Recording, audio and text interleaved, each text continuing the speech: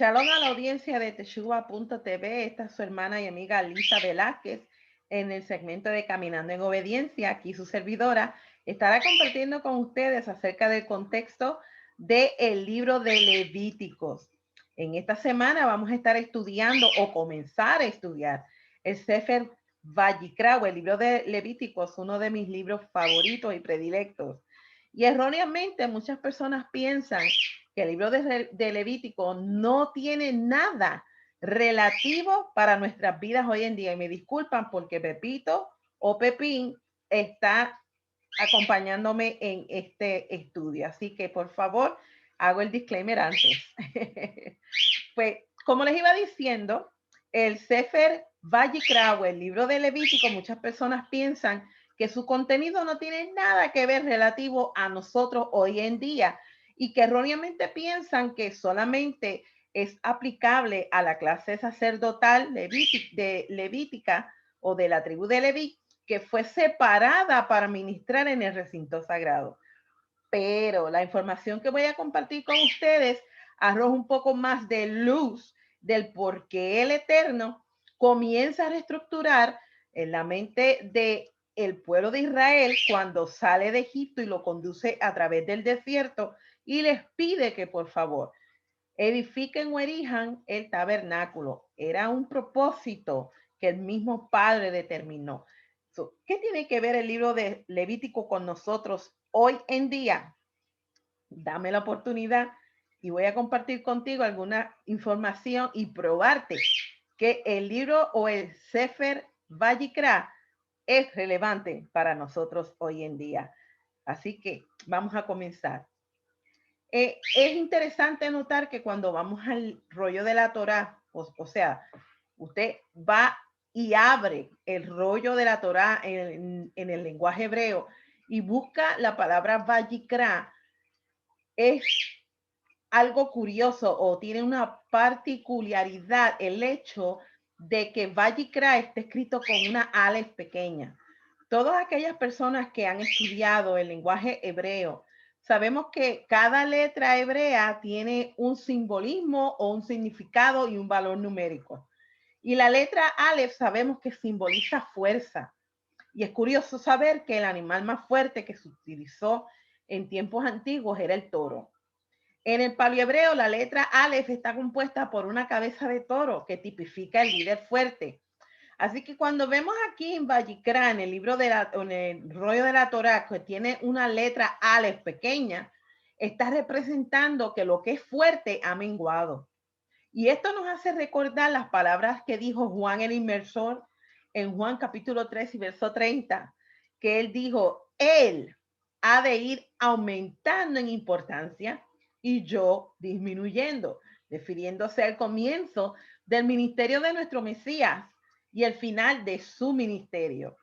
Eso nos está revelando el mensaje detrás del mensaje, es que nosotros tenemos que ser humildes al intencionalmente acercarnos al Eterno.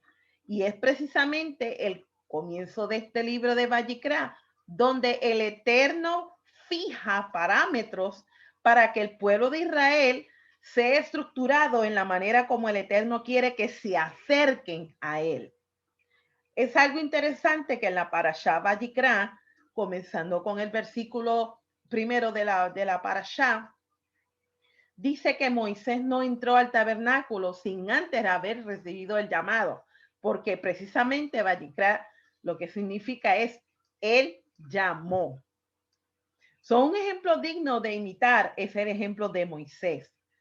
Y para nosotros hoy en día, si se quiere, podríamos decirlo de esta forma, es importante que nosotros podamos tener la actitud correcta cuando seamos llamados por el Eterno, cuando seamos convocados por el Eterno. Y nos hace recordar las palabras de Salmo 51, los versos 16 y 17, que está apuntando a la condición de nuestro corazón y de nuestro espíritu. Y es importante que tengamos esto en mente. Como dije anteriormente, Levíticos capítulo 1 y verso 1 Comienza el Eterno diciendo que llamó a Moisés. La palabra Vayikar o Vayikra es llamar. El libro de Levítico está describiendo el servicio de ofrendas y sacrificios y los deberes de los sacerdotes. Pero más allá de estos rituales, también introduce leyes y preceptos sobre pureza ritual, alimentación apropiada, fija el calendario de los tiempos señalados, da leyes de ética, moral y santidad y leyes relacionadas con la redención y los votos y los diezmos. ¿Cuál es el contexto del libro de Levítico? Completamente. Levítico o el Sefer Vayikra comienza con ofrendas desinteresadas, es decir, económicamente no rentables, que expresan devoción para el Eterno, según Levíticos capítulo 1. Luego va describiendo otro tipo de ofrendas que construyen una comunidad que intercambia, tiene un intercambio en una relación con la deidad al cual ellos le sirven. En este caso, Israel con el Eterno, según Levíticos capítulos 2 y 3. Y al limitar la redención en Levíticos capítulos 4 y 5 solo a pecados no intencionados o confesados, se evita abordar el problema de que la historia nacional muestra el fracaso de la redención ritual por violaciones más evidentes. Y esto lo vemos en la historia de nuestro pueblo Israel. Los siguientes capítulos en el libro de Vayikra evitan la historia nacional al afirmar los derechos de los sacerdotes, derechos de sus ingresos, según Levíticos capítulos 6 y 7, enfatizando así la legitimidad de la línea sacerdotal por el linaje de Aarón. Levíticos capítulo 8 al 10 está discutiendo estos temas y profundizando así la preocupación por la purificación ritual, que es un tema que muchas personas no están familiarizados, según los versículos del 11 al 15. En esta sección de la fuente sacerdotal termina de manera climática. Los últimos capítulos hablan acerca de los rituales que están apuntando al día de expiación, que comúnmente lo conocemos como Yom Kippur, donde se expían todos los pecados comunales de Israel, los pecados no intencionales de Israel en comunidad. Los rituales de este día se presentan como un resumen y un clímax de la relación del cual ellos comenzaron al lugar de la extensión del alcance de la redención que realmente ellos están afirmando. La retórica distintiva de los capítulos 4 y 5 puede reconocerse mejor al contrastarla con la forma en que se presentan las ofrendas en los primeros 3 capítulos. Los primeros 3 capítulos dan instrucciones para diferentes tipos de ofrendas, que es lo que la Parashá Vayikra va a cubrir. El capítulo 1 está describiendo la ofrenda de ascensión o la ofrenda Olá. Capítulo 2 habla acerca de la ofrenda Minjá, que son las ofrendas de producto de grano. Y el capítulo 3 está hablando acerca de Sebach Shelamim, que es la ofrenda o el sacrificio de paz. Cada uno de estos 3 capítulos se divide en 3 partes diferentes, tipos de materia de ofrenda. El olá podría ser de un toro, según Levíticos capítulo 1 del 3 al 9, un macho del rebaño, o sea, un carnero o una cabra, según capítulo 1, los versos 10 al 13, o también de aves domésticas, según los versículos 14 al 17. Del mismo modo, el Sebach Shelamim podía ser un toro o una vaca, según Levíticos capítulo 3, los versos 1 al 5, como también un carnero o una oveja, según los versículos del 7 al 11 del mismo capítulo 3, o una cabra también, según los versículos 12 al 16. Según la ofrenda minjá, por el contrario, consiste en ofrendas de índole vegetal, de la semola, de los panes y también habla acerca de los productos crudos. Y esto lo podemos ver en el capítulo 2 de los versículos del 1 al versículo 16. Quiero citar acerca del famoso escritor Jacob Milgrom en su libro Levíticos, y él nos presenta una observación acerca del contexto del Sefer Vayikra. Él dice en el libro Levíticos que el libro de Levíticos discute un código de valores que impregnan en todos los capítulos y casi en cada versículo. Y muchos se sorprenden cuando leen esto desde el punto de vista de que quizás muchas personas piensan que Levítico solamente se compone de rituales. Sin embargo, una vista más profunda, subyacente a los rituales, el lector podrá encontrar una intricada red de valores que pretenden modelar cómo debemos relacionarnos con el Eterno y cómo debemos relacionarnos unos con otros. O sea, fomentar una relación al cielo, como también fomentar la misma relación entre unos a otros aquí en la tierra.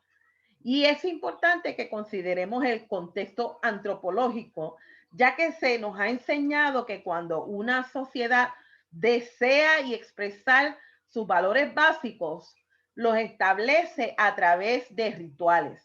Y muchas personas cuando escuchan esta palabra de rituales, se ponen un poco reacios, por decirlo así, o inmediatamente erigen una pared que quizás no comprenden el valor intrínseco de lo que proyecta un ritual. Por lo tanto, hay que contestar la premisa que es un ritual. El ritual es un conjunto de prácticas o acciones establecidas que forman parte de una liturgia de la tradición que regulan ceremonias en el servicio de un recinto sagrado para adorar a una divinidad utilizando cierta simbología, específicamente en las oraciones litúrgicas, en inciensos, otros alimentos, en ofrendas, en sacrificios, para formalizar este rito. En sentido figurado, un ritual es algo que se realiza de manera, por su valor simbólico, como una rutina que se hace de un modo especial en una forma particular de hacerlo. Un rito no es una acción cotidiana y rutinaria, sino algo que tiene valor. Y esto es importante que nosotros tengamos en mente para fundamentar la base del contexto del libro de Levíticos, ya que cuando muchas personas, muchos creyentes pasan por alto este libro o lo leen así superficialmente, sin entrar en detalle, sin investigar el por qué el Eterno estableció este sistema de ceremonias y este sistema de rituales dentro de sus recintos sagrados. Ahora mismo nosotros que estamos haciendo la transición para guardar la Torá, lo primero que aprendemos es cómo guardar el Shabbat. Dice la Torá que nosotros o nos da un detalle específico de cómo nosotros nos tenemos que sentar a la mesa para guardar el Shabbat. No. Sin embargo, en el Shabbat, muchos de nosotros hemos adoptado ciertas tradiciones que han venido trascendiendo a través del tiempo, ya que nuestro hermano Judá lo ha perseverado para añadir valor a través de estas ceremonias y rituales que hacemos en la mesa de Shabbat para comunicar el mensaje de que es un tiempo sagrado separado, indicado en la Torá por el Eterno como algo bueno, santo y sagrado y santificado. Por lo tanto, hacemos estos rituales para comunicar y dejar o comunicar un mensaje a través de símbolos, para valorizar este mensaje y traspasarlo a nuestras generaciones. Nosotros que estamos criando a nuestros hijos, que quizás están sentados a la mesa con mamá y papá durante los viernes en la noche, esto se queda grabado en sus memorias. Como mamá ora por ellos, como papá ora por mamá, cómo es que mamá y su hija hacen la oración antes de encender las velas, si han adoptado esta tradición o este ritual. Y precisamente como antes de comenzar cualquier clase de oración, hacemos un protocolo de lavarnos las manos. ¿De dónde sacamos todo esto? ¿De dónde Judá sacó todo esto? Son valores intrínsecos que han pasado de generación en generación, que han adoptado de ceremonias rituales que fueron establecidas por el Eterno, aplicables antes de entrar al recinto sagrado para los sacerdotes. Cada uno de estos rituales que a nosotros vamos adaptando a medida que vamos comprendiendo el significado, especialmente en la mesa del Shabbat, todos están relacionados con el templo. Si no estudiamos esto desde esta perspectiva, nos va a parecer a nosotros algo raro, algo que quizás no comprendemos si acaso nosotros no nos damos el tiempo para buscar información y para estudiarlo. En nuestro caso, mucho antes de nosotros comenzar a hacer estos rituales de transición a la mesa de Shabbat, nos dimos la tarea, mi esposo y yo, de estudiar el por qué. Y una vez que mi esposo entendió el concepto, porque yo lo había entendido mucho antes que él, pero una vez que él entendió el concepto y lo internalizó, entonces como matrimonio decidimos adoptarlo en nuestra mesa de Shabbat. Y entonces así, en cada viernes en la noche, nosotros hacemos estas ceremonias rituales que eran aplicables en el templo para así separar el tiempo sagrado y el tiempo kadosh, como lo es el Shabbat, que es un santuario en el tiempo. Yo espero que me hayan entendido en esta explicación de lo que es un ritual, porque Levíticos está precisamente hablando acerca de muchos rituales que para muchos creyentes que no están familiarizados con este tipo de perspectiva los encuentran raros. Hay una comparación que quiero hacerle entre el Génesis capítulo 1 al 4 y Levíticos del 1 al 16. Fíjese que desde el principio el Eterno viene haciendo una creación, la creación a través de separación. Y Levíticos comienza hablándonos acerca del concepto de santidad a través de la separación. Y esto lo podemos ver cómo es que el Eterno en los primeros capítulos de Génesis, él asignó funciones y funcionarios para ejercer ciertos roles. Igualmente pasa en el libro de Levíticos, cómo es que el Eterno encarga a ciertos funcionarios para que se encargaran de los rituales ceremoniales para ministrar en su presencia. En Génesis capítulo 2, el Eterno le da un rol establecido a Adán y lo separa del polvo. En Levíticos capítulo 8 y 9 podemos ver cómo es que el rol del sacerdocio es establecido y cómo es que la tribu de Leví es separada del resto de las tribus de Israel para que fuesen los funcionarios en el recinto sagrado.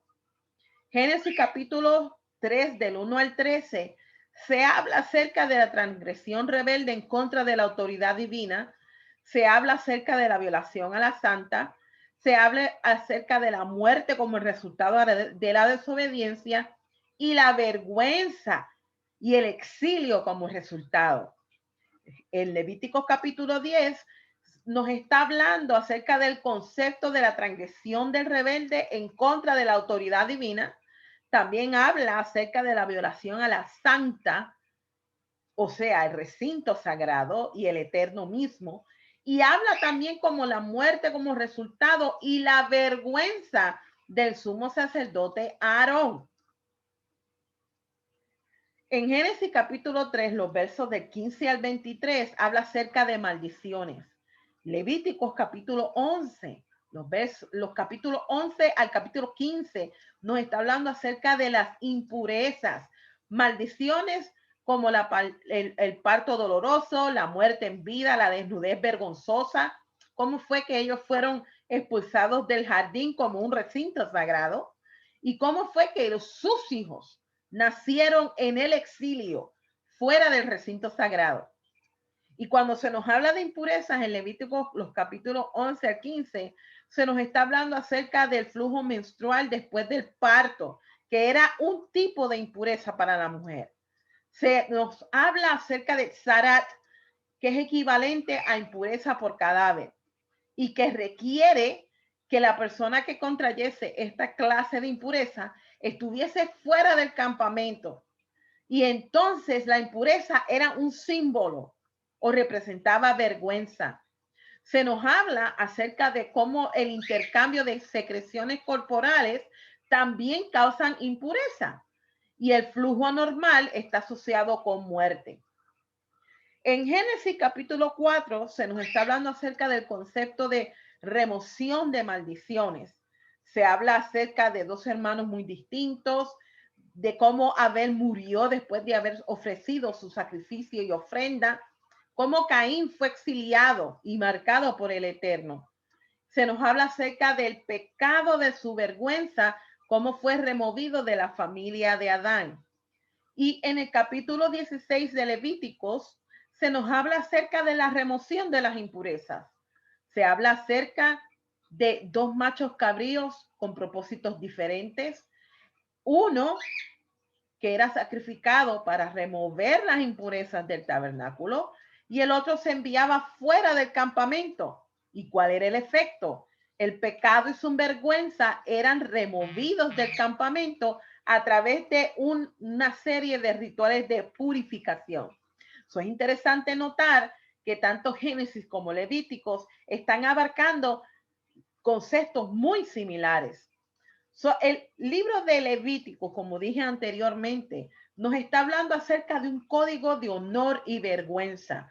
Se nos habla de la limpieza y la pureza, de la fidelidad y la lealtad y del beneficio y la fuerza, que es símbolo de honor y que también una persona con un estatus honorable podía ser aceptada dentro de la comunidad.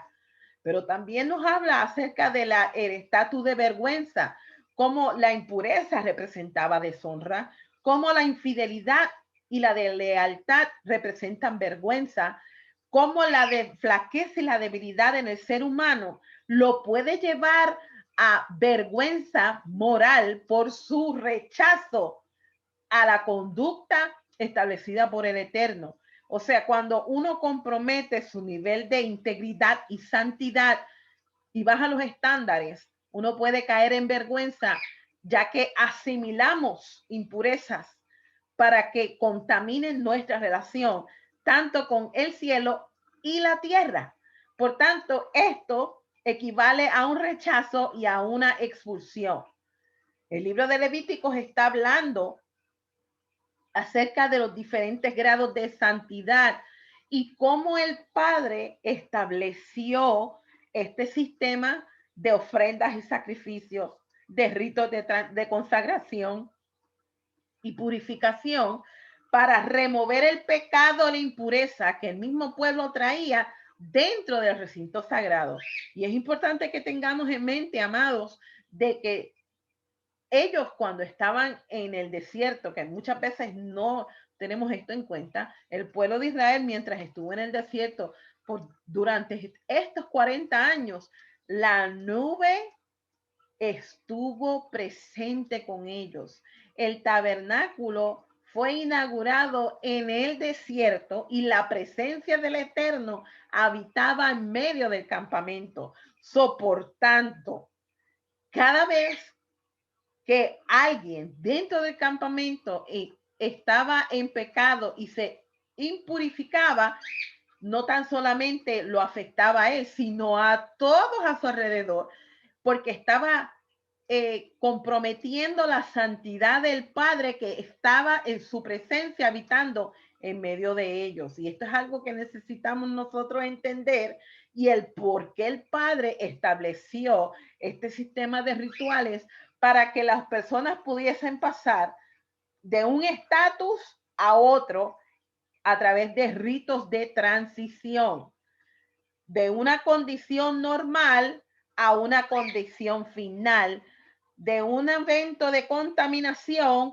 a un evento donde podría ser agregado nuevamente, purificado nuevamente, y su estatus de vergüenza cambiaba a honorable nuevamente. De eso estamos hablando, o de eso se trata el libro de Levíticos.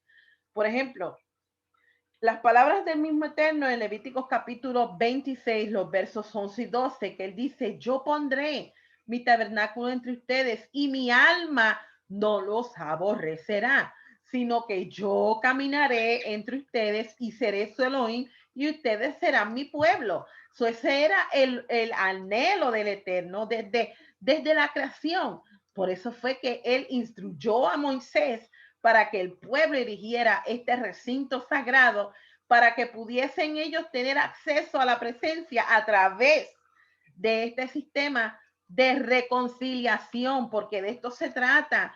Todo este sistema de sacrificios que el Padre estableció y que vamos a estar estudiando en las diferentes parashot que abarca el libro de Vayikra, nos está hablando acerca de vías de reconciliación, tanto como las ofrendas de paz, las ofrendas de pecado, las ofrendas por culpa, las ofrendas de grano, las ofrendas de holocausto. Todos estos eran vías de cómo aptamente ellos podían acercarse al Eterno ceremonialmente para así tener una relación ininterrumpida, o pudiesen tener una vía de estar nuevamente agregados y no ser excluidos fuera del campamento. Porque imagínese usted que usted esté viviendo con su familia o su tribu y de momento usted tenga que ser expulsado por cierto periodo de tiempo. Eso era un estatus de vergüenza, puesto que toda la comunidad sabía que esa persona había cometido algún hecho que había comprometido su relación con el Eterno. Muchas veces nosotros no pensamos en el estatus de vergüenza que muchas veces nosotros mismos provocamos por nuestros actos de desobediencia. Mi acto de desobediencia no solamente va a afectar mi hogar o mi familia o mi matrimonio, sino también la comunidad de fe en la cual yo me congrego. ¿Por qué? Porque soy parte de un pueblo y mis acciones afectan a los demás. Por eso fue que el Padre estableció estas vías de reconciliación, para que la persona primeramente reconociera su falta, pudiese arrepentirse y ceremonialmente pudiese presentarse para ser nuevamente reiniciados o reintegrados de nuevo a la comunidad, pudiese ser aceptado y su estatus de vergüenza pudiese ser removidos. La función de los korbanot, que habla en la parashá del libro de Vayikra, la primera porción, está hablando acerca de la Olá, que ya les mencioné, la Minja, la Shelamin, la Hatat y la Asham. Y todas estas ofrendas o clases de sacrificios, el Eterno los instituyó por diferentes motivos. Y yo les voy a mencionar primeramente cuál era la función de los korbanot. Porque muchas personas piensan que korbanot es solamente sacrificio de ofrendas, pero el concepto en sí, el término de korbanot, lo que está sugiriéndonos a nosotros es la pérdida de algo, el abandono de algo, que eso es parte del ritual.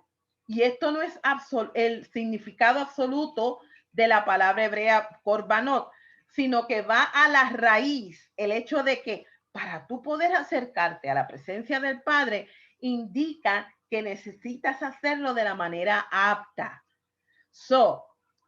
A través de estas ofrendas y sacrificios que el Padre estableció, una persona podría acercarse llevando su corbán para así poderse relacionar o volver a reparar, esa es la palabra que quiere decir, reparar la relación que había dañado por X o Y razón. Y no tan solamente era por pecado que se hacían ofrendas y sacrificios, que esto lo vamos a aprender. Hay tres conceptos básicos de los korbanot, que es dar, sustitución y cercanía. Pero el primer aspecto que nosotros debemos considerar de la función de los korbanot es la entrega. Porque un korbanot requiere la renuncia de que esto pertenece a la persona que hace la ofrenda. Por lo tanto, los sacrificios se hacían de los animales domésticos. Por eso se hacían de los domésticos y de los no salvajes. Porque los salvajes no pertenecían a nadie. Del mismo modo, las ofrendas de comida eran normalmente de harina o de grano y requería que el ofrendante tenía que prepararlas, o sea, invertir en la preparación de estas ofrendas. Y otro concepto importante es el elemento de la sustitución. No es que esta ofrenda sustituye a la persona o el ofrendante, sino cómo es que el ofrendante, en cierto sentido, hacía un pago para poder expiar en el lugar del ofrendante. Muchos erróneamente creen que el corbán o la ofrenda era simplemente para expiar pecados, pero la misma Torá nos está hablando acerca de que la mayoría de los corbanos no están asociados con transgresiones y las excepciones son en su mayoría actos inadvertidos. Sin embargo, no todas las ofrendas y sacrificios sirvieron para expiar los pecados. Algunos corbanot se ofrecían como expresiones de alegría y de acción de gracias al Eterno. Pero todos compartían un propósito en común. ¿Y cuál es el concepto? El acercarnos al Eterno. El mismo nombre Corbán denota ganando proximidad y de esto se trata. ¿Cómo nosotros podemos reparar nuestra relación que por algún hecho comprometimos nuestra santidad y nuestra integridad y de paso queremos no ser excluidos permanentemente, sino queremos acercarnos, reparar la brecha, reparar nuestra relación, acercarnos al Eterno en humildad, en arrepentimiento, reconocer yo pequé, Señor, me arrepiento y no volverlo a hacer. Este es uno de los conceptos importantes. Hay muchos tipos de diferentes ofrendas que involucran cada tipo de propiedad que una persona pueda tener. No solamente animales, sino también se colocaba harina, vino, agua, sal en el altar. Pero además, cuando se apartaba los primeros frutos, se podía donar también propiedades, ya fueran móviles o de tierra, o también se podía dar dinero. Y todo esto se suma a los alimentos destinados a los sacerdotes y levitas, a los pobres y a las necesidades de las fiestas, que se llevaba todo este producto en el lugar que el Padre había puesto su nombre, que en este caso vendría siendo Jerusalén. Nunca en la Torá hay una noción de que Dios se coma un corbán. ¿Por qué? Esto se le llama en hebreo reach nikoach, lo que podría traducirse como olor agradable, pero reach también puede significar una elevación espiritual y ciertamente no hay beneficio físico o necesidad satisfecha.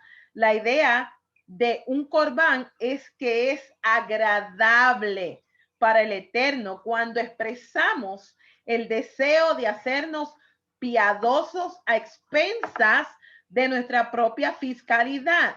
Y esto se puede expresar en nuestras obras, en nuestro modo de ejercer, de ayudar a los pobres y a los necesitados, que es como si también fuera un estilo de corbanot. Tenemos que entender el concepto de los corbanot. ya que el origen de sacrificio, entendiendo el término, hace una pregunta, podemos preguntarnos, ¿son todas las ofrendas por pecado? Ya habíamos dicho que no. ¿Sirve el animal como sustituto por el ofrendante?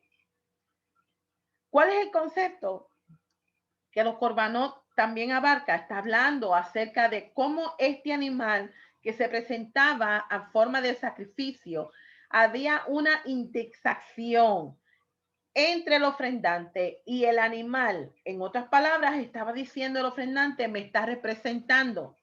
Hacían unos preparativos para la carne del sacrificio. Entonces, cuando se hacía el sacrificio, era como también una especie de pago por lo que lo estaban preparando. En este caso, el único personal autorizado eran los sacerdotes levitas, en comparación como lo hacían las naciones paganas, y cómo es que este orden de servicio estaba enmarcado por un orden de santidad y de pureza versus el caos que se hacían en los rituales de sacrificio de las naciones paganas. Y cómo es como una persona podía obtener o podía tornarse contaminado por la muerte, y cómo es que a través de traer un corbanot podía expiar o redimir a esta persona. Es interesante que nosotros podamos tener esta perspectiva clara para que podamos entender el concepto de los corbanot y por qué el Padre lo estableció de esta forma. Hay tanta y tanta información, amados, que me gustaría compartirlo, pero solamente lo que yo quería hablar acerca de un contexto del libro de Levíticos. Está hablando yo tengo aquí información acerca de la preparación de cada ofrenda, quién lo ofrecía, por qué se ofrecía, dónde se sacrificaba. Y esto es importante que nosotros lo estudiemos para que tengamos nosotros claro que el Padre lo estableció con el propósito de reparar la brecha que el pueblo traía por acciones de desobediencia,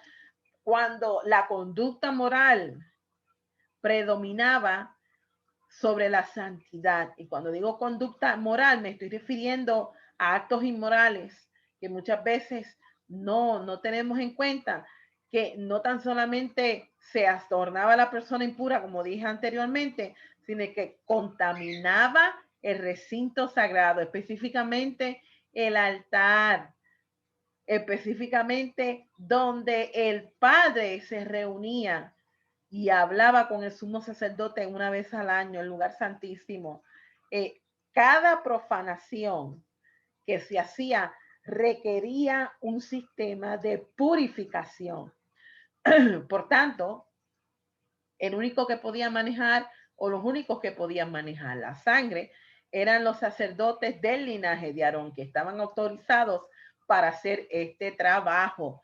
El Padre los escogió como sus funcionarios, sus ministrantes, para que pudiesen interceder a favor del pueblo ante su presencia.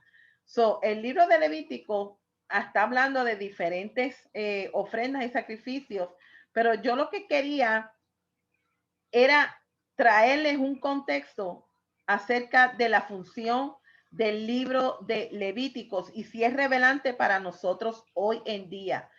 Sabemos que el pecado, la iniquidad y la transgresión, como dije, profanaban el recinto sagrado. Habían pecados involuntarios, habían pecados intencional sin rebeldía, pero también habían pecados por rebelión. El pecado por rebelión no tenía sacrificio que podía redimirlo, sino que la pena capital era la muerte. El pecado involuntario se podía expiar sin conocimiento de la ley. Esto es algo que una persona podía cometer, o una persona sin haberse dado cuenta había roto algún mandamiento. Entonces esta persona había cometido un pecado involuntario y necesitaba acercarse y limpiar la profanación de su acción que había causado al altar. Por tanto, para reparar esa brecha que había roto involuntariamente, sin conocimiento, necesitaba traer una ofrenda. ¿Que es un pecado intencional sin rebeldía? ¿Se puede espiar? Sí se puede espiar. Un pequeño paso es una línea bien thin, bien pequeña para caer al próximo paso, que es rebeldía. Tal como la impureza, el pecado es visto como algo contagioso que necesita ser eliminado, puesto que estamos hablando del efecto dominó que el pecado, la iniquidad y la transgresión causan dentro de una comunidad donde la presencia del Eterno se pasea o habita. El pecado por rebelión trae muerte. No hay ninguna ofrenda, no hay ningún pecado que pueda redimirla. Solo el Padre, el juez del universo, tiene la autoridad, jurisdicción y es el único autorizado para decidir si puede ser perdonado o no puede ser perdonada la persona. A nosotros no nos toca juzgar, solamente al Padre le toca ese trabajo. Entonces, ¿qué hacemos cuando no hay templo? ¿Es relevante para nosotros hoy en día? Estuve hablándoles acerca de cómo nosotros nos manejamos en diferentes áreas que pueden traer una brecha, romper una relación entre el cielo y la tierra. Cuando digo el cielo y la tierra, me estoy refiriendo a mi relación con el Padre y mi relación con mis hermanos de convenio. Se nos olvida que muchas veces nosotros somos el pueblo que vive bajo el libro, que se ha unido al pueblo del libro que está en convenio. Cada acción que nosotros hagamos afecta mi relación con mi hermano de convenio. Y si no tratamos estas áreas, si no se trata de ofrecer muerte, sino de ofrecer vida. Por eso era que se traían estas ofrendas y sacrificios. Proverbios 21:3 dice, hacer lo que es recto y hablar la verdad es más placentero para el Eterno que sacrificios. ¿Qué nos dice esto? Nos corresponde a nosotros hoy día, si no hay templo en Jerusalén, ¿cuál es mi responsabilidad? Es interesante observar que cada vez que el tema de los korbanot se aborda en la Torá, el nombre del Eterno es utilizado en el nombre de las 4 letras que indican la misericordia divina. La esencia del sacrificio es traer a una persona, acercarlo al Eterno. Cada ofrenda, cada sacrificio era presentado delante de nuestro Rey. Y de acuerdo con las palabras de Oseas, le rendimos en lugar de sacrificios de animales la ofrenda de nuestros labios. Oseas capítulo 14, verso 2 dice, toma palabras contigo y regresa a Jehová, háblale a él, para que no recibas la paga de tus transgresiones y acepta lo que es bueno. Pagaremos en vez de toros las ofrendas de nuestros labios. Por eso los tiempos de oración son en muchos aspectos diseñados en paralelo a las prácticas de los sacrificios. El propósito de los korbanot es lo mismo que el propósito de la oración. Tenemos korbanot para alabar al Eterno. Tenemos korbanot para acercarnos más a Él, para agradarle, para mostrar nuestro amor, para mostrar nuestra gratitud. Tenemos korbanot para celebrar las fiestas solemnes. Hebreos capítulo 13, los versos del 13 al 15, nos dice, por lo tanto, vayamos a Él, que está fuera del campamento, a compartir su deshonra, porque no tenemos una ciudad permanente aquí. Por el contrario, buscamos la que está por venir por medio de Él.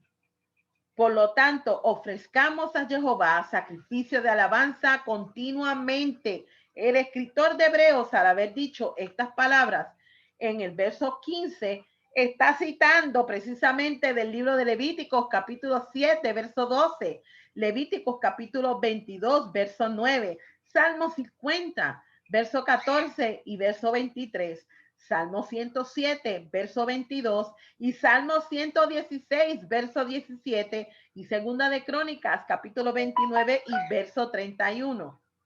Pero no olviden hacer el bien y compartir con otros, porque estos son los sacrificios que se complace el Eterno, porque este es el producto natural de labios que reconocen su nombre. Además, los corbanos no tienen ningún efecto expiando a menos que el ofrendante se arrepienta sinceramente de sus acciones antes de traer la ofrenda y hace la restitución a cualquier persona que se vea perjudicada por su acción que ha violado. Por lo tanto, ¿cuál es el proceso de los corbanos para nosotros hoy en día? Cada ofrenda tipifica o hay una entrega total de nuestras vidas. Y cuando nosotros le damos vida al Eterno o le damos nuestra vida, nuestra entrega total, Él nos va partiendo en trocitos como se hacen o se procesaba cada animal. Y cada parte de nuestro cuerpo es procesada para que no se haga nuestra voluntad, sino que se haga la voluntad del Padre en las cosas que no son a nuestra forma, sino la forma como el Padre lo estableció. Esto nos enseña a nosotros que cada parte de nuestra vida le pertenece al Eterno y que nuestros motivos, nuestras emociones, nuestros deseos, nuestra conducta, nuestro estilo de vida completamente necesitan ser purificados por la Torá para poder ser ofrecidos delante del Eterno, que sean olor agradable, porque el Eterno nunca va a aceptar nuestros deseos sin haber sido purificados por la Torá. Y tampoco va a aceptar un estilo de vida sin haber sido purificado por su palabra. Todo necesita ser procesado. Y si una persona se niega a la corrección, entonces no tiene un espíritu enseñable. Se niega a ser procesado por la Torá y se niega a ser dirigido por el Espíritu del Eterno. Así que la escritura viene siendo esa agua que nos purifica y que nos lleva a la fuente de vida. Por último, cuando se entregaba un sacrificio, era quemado en el altar. Esto significa que no podemos dejar nada de nuestra vida. Si queremos ser agradables ante el Padre, nada que traiga deshonra a su nombre debe permanecer en nosotros, sino servirle a Él con entrega, con deseo, con devoción, ya que Él nos ha dado una oportunidad de nueva vida a través de nuestro Mesías Yeshua. Por lo tanto, mi estilo de vida es un sacrificio vivo para el Eterno. Cuando nosotros decimos que se haga tu voluntad y aparta las cosas que puedan traer deshonra a tu nombre, estamos haciendo una entrega de nuestra vida al Eterno. Por lo tanto, amados, y quiero culminar con esta sección del contexto de Sefer Vayikra, responderemos al llamado del Eterno cuando Él desea que reparemos nuestra relación con Él.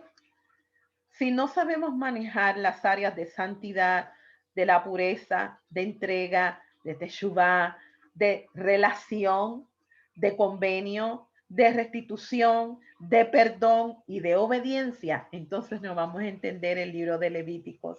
Por tanto, ahora con esta información que acabo de compartir con ustedes, espero que su perspectiva del libro de Vayikra cambie y lo haga relativo a su jornada y su caminar con el Eterno. Yo espero que este pequeño estudio o esta pequeña charla de alguna u otra forma haya bendecido su vida.